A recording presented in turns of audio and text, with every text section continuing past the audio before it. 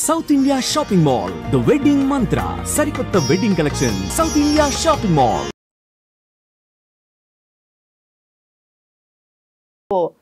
చాలా మందిలో మనం థైరాయిడ్ ప్రాబ్లం అనేది చూస్తూ ఉన్నాము. సో అయోడిన్ డెఫిషియన్సీ వల్ల ఈ ప్రాబ్లం వస్తుంది అంటారు. కానీ అయోడిన్ డెఫిషియన్సీ ఉంది. అయోడైజర్ సాల్ట్ వాడుతున్నా కానీ మరి ఏంటి దీని గురించిన పూర్తి వివరాలు తెలుసుకుందాం. ఈరోజు మనతో పాటు ఉన్నారు ప్రముఖ ఆయుర్వేద వైద్య నిపుణులు డాక్టర్ మధుసూదన్ శర్మ గారు. డాక్టర్ గారు నమస్తే అండి. థైరాయిడ్ అంటే ఒకప్పుడు ఎక్కడెక్కడో ఉండేది, కానీ ఇప్పుడు అందరి ఇళ్లలో ఒక థైరాయిడ్ పేషెంట్ ఉన్నాను. చిన్నపిల్లలు అయితే ఎక్కువగా థైరాయిడ్ ఇష్యూస్ అనేవి మనం చూస్తూ ఉన్నాము. సో అన్ని రకాల జాగ్రత్తలు తీసుకుంటాము, అయోడైజర్ సాల్టే వాడతాము, అయినా కానీ థైరాయిడ్ ఇష్యూ ఉంటుంది. ఎందుకంటారు? చాలా మంచి ప్రశ్న మేడం. ఈ రోజుల్లో థైరాయిడ్ సమస్యతో బాధపడేటువంటి వాళ్ళు విపరీతంగా పెరిగిపోతున్నారు మేడం. మీరు అన్నట్లు ప్రతి ఇంట్లో అయోడైజర్ సాల్ట్ వాడుతున్నారు, అయినప్పటికీ థైరాయిడ్ సమస్యలు తగ్గడం లేదు, కొత్తగా వస్తున్నాయి. సో దీని గురించి బ్రీఫ్గా చెప్తాను చూడండి. అసలు థైరాయిడ్ గ్రంథి పనిచేయాలంటే అయోడిన్ అవసరం. ఇప్పుడు ఏ విధంగా అయితే పంచదార తయారీకి, బెల్లం తయారీకి ముడి సరుకుగా చెరుకు ఏ విధంగా వాడుకుంటారో, అదేవిధంగా థైరాయిడ్ గ్రంథి హార్మోన్స్ ఉత్పత్తి కావాలంటే అయోడిన్ అనేది అవసరం. సర్వసాధారణంగా మనం తీసుకునేటువంటి వివిధ రకాలైనటువంటి దైనందిన జీవితంలో తీసుకునేటువంటి వివిధ రకాలైనటువంటి ఆహార పదార్థాల్లో ఈ యొక్క అయోడిన్ ఉంటుంది మేడం. ఉదాహరణకి మనకి ప్రతిరోజుకి 140 mcg అంటే 140 మిల్లీ మైక్రోగ్రామ్స్ అయోడిన్ కావాలి. మనం తీసుకునే ఆహార పదార్థాలు ఉంటుంది. ఉదాహరణకి ఈ పాలల్లో 34 mcg ఉంటుంది, పెరుగులో 46 mcg మైక్రోగ్రామ్స్ అయోడిన్ ఉంటుంది. అదేవిధంగా సోయాబీన్స్, అందులో 7 మైక్రోగ్రామ్స్ అయోడిన్ ఉంటుంది. ఇట్లా ఇతర పదార్థాల్లో కొంత అటు ఇటుగా అయోడిన్ ఉంటుంది మేడం. ఇంచుమించు ఎక్కువ పదార్థాలు అయోడిన్ ఉంటుంది. రెండోది ఏమంటే ఇప్పుడు నదీ జలాల్లో కూడా దాదాపు 10 to 20 మైక్రోగ్రామ్స్, సముద్ర జలాల్లో 20 to 40 మైక్రోగ్రామ్స్ ఈ యొక్క అయోడిన్ ఉంటుంది మేడం. సర్వసాధారణంగా సరిపోతుంది. కానీ ఇక్కడ మీకు ఒక సందేహం వస్తుంది, మరి ఎందుకు డాక్టర్ గారు ఇలా థైరాయిడ్కి అయోడిన్ వాడకం జరిగిందని చెప్పేసి. యాక్చువల్గా ఏంటంటే మేడం, మనం కొంత చరిత్ర బ్యాక్ వెళితే పూర్వకాలంలో ఈ రోడ్ల వసతులు, రవాణా వసతులు, తర్వాత ఇలాంటివి లేనప్పుడు ఏంటంటే ఎక్కడ ఉన్నటువంటి ప్రజలు అక్కడ పండేటువంటి ఆ యొక్క ఆహార పదార్థాలతోనే వాళ్ళు జీవనం గడిపేవాళ్ళు. సో ఆ భూముల్లో ఈ యొక్క అయోడిన్ శాతం తక్కువ ఉండడం చేత ఆ భూముల్లో పండేటువంటి పంటలుతో వాళ్ళ ఆహార పదార్థాలు తీసుకొని వాడుకోవడం చేత అయోడిన్ డిఫిషియన్సీ వచ్చేది అక్కడ. ఇవన్నీ గమనించేసేసి వీళ్ళు ఏం చేశారంటే గవర్నమెంట్ వాళ్ళు, సరే వాళ్ళకి ఆ విధంగా వచ్చింది కదా, ప్రజలందరికీ కూడా అయోడిన్ కలిగినటువంటి పద్ధతిలో మనం అందుబాటు చేస్తే బాగుంటుంది అనేటువంటి సత్సంకల్పంతో సాల్ట్ అయితే అందరూ వాడతారు కాబట్టి సాల్ట్లో అయోడిన్ కలిపేసి అయోడైజ్డ్ సాల్ట్ అనే రూపంలో మొత్తం దేశానికి అంతా సప్లై చేయడం జరుగుతుంది మేడం. కొన్ని అనుభవాల రీత్యా మేధావులు, విజ్ఞానవంతులు, సైంటిస్టులు, డాక్టర్సు అనేక రకాల అనుభవాలతో వీళ్ళు గ్రహించింది ఏంటంటే కేవలము అయోడైజ్డ్ సాల్ట్ వాడుకున్నంత మాత్రమే థైరాయిడ్ సమస్య తగ్గదు, రాకుండా ఉండదు. దీనికి ఇతర కారణాలు ఉన్నాయని చెప్పేసి స్ప్రౌట్స్ వాడకపోవడము, అదేవిధంగా డ్రై నట్స్, డ్రై ఫ్రూట్స్ ఇలాంటి పోషక పదార్థాలు వాడకపోవడం వల్ల కూడా ఈ యొక్క థైరాయిడ్ సమస్య వస్తుందని చెప్పేసి తేల్చి చెప్పడం జరిగింది. కాబట్టి ఇలాంటి పదార్థాలు వాడుకున్నట్లయితే ఆ సమస్య రాకుండా ఉంటుంది మేడం. సో అయోడైజ్ సాల్ట్ వాడుకోవాలి, అలా అని చెప్పేసి కేవలం దాని మీదనే డిపెండ్ కాకుండా పోషకాహారం కూడా తీసుకోవాలి మేడం. ఈ డ్రై ఫ్రూట్స్ అనగానే చాలా గుర్తొస్తూ ఉంటాయి, చాలా ఎక్కువగానే అన్ని తీసుకుంటూ ఉంటాము. సో థైరాయిడ్కి ఏమైనా తినకూడదు, తినాలి అని ఏమైనా ఉంటుందా ఈ డ్రై ఫ్రూట్స్లో? మమ్మల్ని కూడా దైనందిన జీవితంలో మా హాస్పిటల్ కూడా చాలా మంది ఈ పేషెంట్స్ అడుగుతుంటారు మేడం. యాక్చువల్గా కొన్ని డ్రై నట్స్ మంచివి, కొన్ని డ్రై నట్స్ మంచివి కాదు. ఫర్ ఎగ్జాంపుల్ థైరాయిడ్ సమస్య కంటే ముఖ్యంగా హైపోథైరాయిడ్ సమస్య గురించి మేడం నేను చెప్తున్నాను ఇప్పుడు. సో బ్రెజిల్ నట్స్ చాలా మంచివి, పంప్కిన్ సీడ్ చాలా మంచివి. సో బ్రెజిల్ నట్స్ మంచివి ఎందుకంటే బ్రెజిల్ నట్స్లో ఈ సెలీనియం అనేటువంటి ఒక పోషకాంశం బాగుంటుంది మేడం. సెలీనియం ఉన్నటువంటి పోషకాంశం ఉన్నటువంటి అలాంటి బ్రెజిల్ నట్స్ని వాడుకోవడం వల్ల థైరాయిడ్ గ్రంథి స్టిమ్యులేషన్ బాగా జరిగేసేసి థైరాయిడ్ హార్మోన్స్ ఉత్పత్తి బాగా జరుగుతాయి. 100 గ్రాముల ఈ యొక్క బ్రెజిల్ నట్స్లో 1940 మైక్రోగ్రామ్స్ ఈ యొక్క సెలీనియం ఉంటుంది మేడం. అట్లే పంప్కిన్ సీడ్స్లో జింక్ ఎక్కువ ఉంటుంది. సో 100 గ్రాములు ఈ యొక్క పంప్కిన్ సీడ్స్లో దాదాపు 9 గ్రాముల వరకు ఈ యొక్క జింక్ ఉంటుంది మేడం. సో జింక్ కూడా థైరాయిడ్ స్టిమ్యులేట్ చేసేదానికి ఉపయోగపడుతుంది, థైరాయిడ్ గ్రంథి హార్మోన్స్ సక్రమంగా బాగా ఉత్పత్తి చేసేందుకు ఉపయోగపడుతుంది మేడం.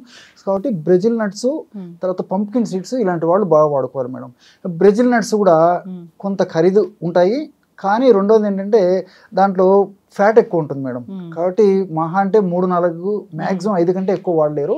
బ్రెజిల్ నట్స్ వాడేటప్పుడు కూడా కనీసం 12 గంటల సేపు నానబెట్టి తీసుకోవాలి మేడం. ఇప్పుడు పంప్కిన్ సీడ్స్ అయితే ఒక 6 గంటలు నానబెట్టిన సరిపోతుంది, కానీ బ్రెజిల్ నట్స్ మాత్రం కనీసం 12 గంటలు నానబెట్టినప్పుడే అది మనకు బాగా పోషకాంశాలు బాగా అంది బాగా జీర్ణమయ్యేందుకు ఉపయోగపడుతుంది మేడం. మరి వాడకూడని కూడా కొన్ని ఉన్నాయి మేడం. ఫర్ ఎగ్జాంపుల్ ఈ పైన్ నట్స్ అని చెప్పేసి మనకు ఒక రకమైనటువంటి నట్స్ దొరుకుతాయి, మీకు ఐడియా ఉంటుంది. సో ఇవి చాలా ఖరీదైనటువంటివి, కొన్ని చోట్ల దొరుకుతాయి, కొన్ని చోట్ల దొరకవు, అందరికీ అందుబాటులో ఉండకపోయేటువంటి అవకాశం ఉంటుంది. కాబట్టి పైన్ నట్స్ వాడడం కష్టం. అందులో గైట్రన్స్ అని చెప్పేటి రసాయన పదార్థాలు ఉంటాయి మేడం. రెండవది గ్రౌండ్ నట్స్. ఈ గ్రౌండ్ నట్స్ అనే పల్లీలు, వేరుశనక్కాయలు, బుడ్డలు కొన్ని ప్రాంతాల్లో కొన్ని పేర్లతో పిలుస్తుంటారు మేడం. సో వీటిలో కూడా గైట్రిన్స్ ఉంటాయి. గైట్రిన్స్ ఉన్నటువంటి ఇలాంటి యొక్క సీడ్స్ ని వాడుకోవడం వల్ల ఈ థైరాయిడ్ గ్రంథి పనితీరు మందగిస్తుంది. కాబట్టి వాడకూడదు మేడం.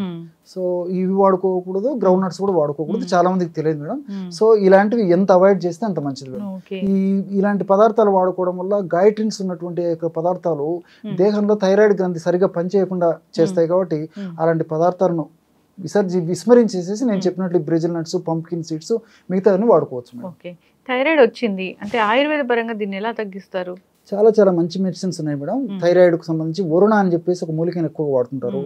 తర్వాత కాంచనార, దీన్ని దేవకాంచనం చెట్టుతో తయారు చేసినటువంటి పదార్థాలు వాడుతుంటారు.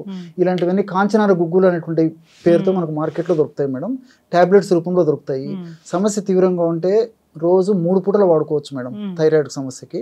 రెండోది ఏంటంటే ఈ యొక్క కాంచనార గుగ్గులు కూడా టాబ్లెట్స్ లావుగా ఉన్నటువంటివి అయితే రోజు ఉదయం 1, మధ్యాహ్నం 1, రాత్రి 1 వాడుకోవచ్చు. టాబ్లెట్స్ సన్నగా ఉంటే రోజు ఉదయం 2, మధ్యాహ్నం 2, రాత్రి 2 వాడుకోవచ్చు. అట్లా వరుణాది కషాయం అని చెప్పేసి దొరుకుతుంది మేడం. వరుణాది కషాయం. సో ఇది కూడా థైరాయిడ్ గ్రంథికి బాగా పనిచేస్తుందని చెప్పేసి రీసెర్చ్ పరంగా కూడా ప్రూవ్ అయింది మేడం. ఆ వరుణాది కషాయం కూడా మనకు మార్కెట్లో దొరుకుతుంది. ఒక 10 ml వరుణాది కషాయం లిక్విడ్, ఒక 10 ml వాటర్ కలుపుకొని రోజు 2 సార్లు తీసుకోవచ్చు. ఇలాంటివన్నీ కూడా ఈ థైరాయిడ్ గ్రంథి పనితీరు బాగా పనిచేసేందుకు ఉపయోగపడతాయి. రెండవది ఏంటంటే మేడం, ఈ యొక్క ఔషధాల యొక్క ప్రత్యేకత, ఇంగ్లీషు ఆధునిక కృత్రిమ రసాయన ఔషధాలు అయితే హైపోథైరాయిడ్కి సపరేట్ మందులు మేడం, హైపర్ థైరాయిడ్ దీనికి సపరేట్ మెడిసిన్స్.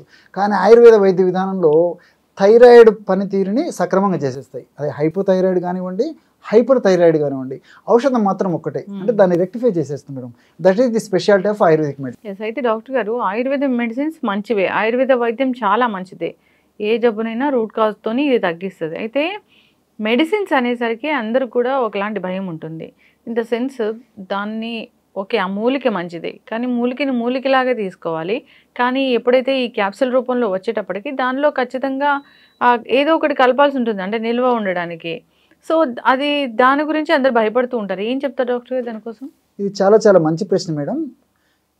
మీరు ఈ ప్రశ్న అడిగేసరికి నాకు కొన్ని విషయాలు గుర్తొస్తున్నాయి. పూర్వకాలము ఒక 5 పల్లెలు లేక 10 విలేజెస్ సంబంధించి ఒక డాక్టర్ ఉండేవాడు. ఆయన స్వయంగా ఆ చుట్టుపక్కల ఉన్నటువంటి మూలికలు సేకరించేసి ఫ్రెష్గా మెడిసిన్స్ తయారు చేసి ఇచ్చేవాడు మేడం. అందుకే రిజల్ట్స్ కూడా చాలా ఫాస్ట్గా వచ్చాయి.